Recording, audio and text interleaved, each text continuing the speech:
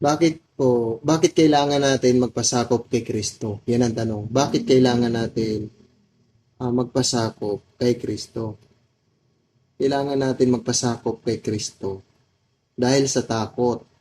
Basahin natin yung Efeso 5, Efeso 5, verse 21. Efeso 5, verse 21.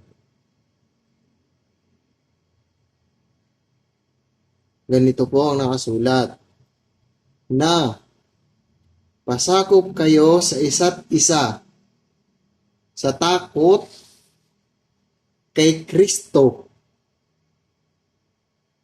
Yan po. Kailangan nating magpasakop kay Kristo dahil sa takot. Kung may takot ka kasi kay Kristo, kung may takot ka sa Diyos, papasakop ka sa Kanya. So ganito, kung meron po kayong tutol, pwede po kayong mag-comment sa baba.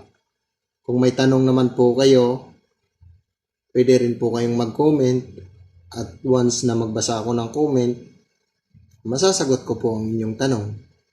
Hanggang dito na lang. Paalam.